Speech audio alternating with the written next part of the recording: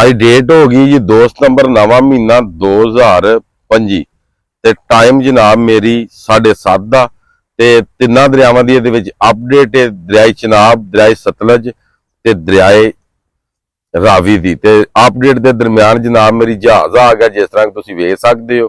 ਤੇ ਇਹਨਾਂ ਸਾਰਿਆਂ ਦਰਿਆਵਾਂ ਦੀ ਅਪਡੇਟ ਸੁਣ ਲਓ ਤੇ ਵੇਖੋ ਜਹਾਜ਼ ਵੀ ਆ ਗਿਆ ਸਾਡੇ ਕੋਲੋਂ ਅਪਡੇਟ ਲੈਣ ਜੀ, ਦਰਿਆਏ ਚਨਾਬ, ਰਾਵੀ ਤੇ ਸਤਲੁਜ ਦੀ ਜੀ। ਬਿਸਮਿल्लाहिर्रहमानिर्रहीम अस्सलामुअलैकुम या इली हक हैदर। उम्मीद करना तुम सारे भरा ठीक हो ते अल्लाह ताला तुहानू सारिਆਂ ਨੂੰ ठीक रखे जी।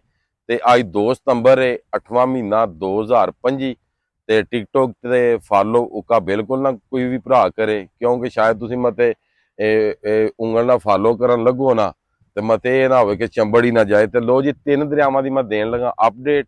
ਜਿਸ ਤਰ੍ਹਾਂ ਕਿ ਤੁਹਾਨੂੰ ਪਤਾ ਹੈ ਸੈयद ਅਸਮੀਨ ਵਲੌਗ ਦੇ ਨਾਂ ਦਾ ਮੇਰਾ ਚੈਨਲ ਹੈ ਤੇ ਇੱਕ ਵਾਹਿਦ ਬੰਦਾ ਮੈਂ ਵਾਂ ਜਿਹਨੇ ਜੀਓ ਨਿਊਜ਼ ARY ਸਾਰਿਆਂ ਨੂੰ ਟਾਪ 10 ਤੇ ਮਾਰ ਦਿੱਤੀ ਹੈ।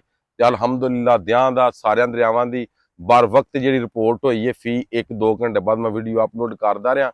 ਜਿਹੜੇ ਭਰਾ ਮੇਰੇ ਵੀਡੀਓ ਵੇਖਦੇ ਨੇ ਉਹਨਾਂ ਨੂੰ ਪਤਾ ਹੈ। ਤੇ ਲੋ ਫਿਰ ਅਪਡੇਟ ਸੁਣੋ ਜੀ ਦਰਿਆਏ ਚਨਾਬ ਦੀ। ਤੇ ਜਿਹੜਾ ਰੌਲਾ ਬਣਿਆ ਕਿ ਇੰਡੀਆ ਨੇ ਇਹ ਜਿਹੜਾ ਕਿ ਸਲਾਰ ਡੈਮ ਦੇ ਵਿੱਚੋਂ ਛੱਡਣਾ ਸੀ ਰੇਲਾ, ਉਹਦੇ ਬਾਰੇ ਚ ਜੀ। ਅੱਛਾ ਜੀ, ਹੈਡ ਮਰਾਲਾ ਇਸ ਟਾਈਮ ਚੱਲ ਰਿਹਾ ਵੇ, ਇਸ ਟਾਈਮ ਚੱਲ ਰਿਹਾ ਜੀ 96,344। ਹਾਨਕੀ ਚੱਲ ਰਿਹਾ 1,20,000। ਕਾਦਰਾਬਾਦ ਚੱਲ ਰਿਹਾ 1,44,836। ਚਨਿਓਟ ਚੱਲ ਰਿਹਾ 1,55,000। ਤ੍ਰਿਮੂ ਚੱਲ ਰਿਹਾ ਵੇ 5,41,000 ਤੇ ਪੰਜਨਾਦ ਚੱਲ ਰਿਹਾ ਵੇ 92,000। ਦਰਿਆਏ ਰਾਵੀ ਜਸਰ ਦੇ ਮਕਾਮ ਤੇ 59,940। ਸ਼ਦਰਾ ਦੇ ਮਕਾਮ ਤੇ ਪਾਣੀ 63,200। ਬੱਲੋਕੀ ਦੇ ਮਕਾਮ ਤੇ ਪਾਣੀ 1,48,000। ਹੈਡ ਸੁਲੇਮਾਨ ਕੀ ਤੇ ਪਾਣੀ 1,04,000। ਦਰਿਆਏ ਸਤਲੁਜ ਗੰਡਾ ਸਿੰਘ ਦੇ ਮਕਾਮ ਤੋਂ ਰਿਪੋਰਟ ਕੋਈ ਨਹੀਂ ਆ ਰਹੀ ਤੇ ਹੈਡ ਸੁਲੇਮਾਨ ਕੀ 1,24,274 ਤੇ ਹੈਡ ਸੁਲੇਮਾਨ 84,899।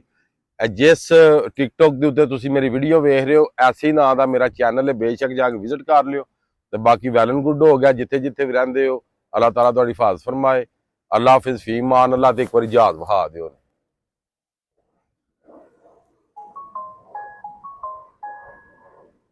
ਜ਼ੂਮ ਕਰੋ ਹੋਰ ਹੋਵੇ ਦਾ ਜਹਾਜ਼ ਤੇ ਵਿੱਚ ਹੀ ਵੇਖਣਾ ਕੈਮਰੇ 'ਚ।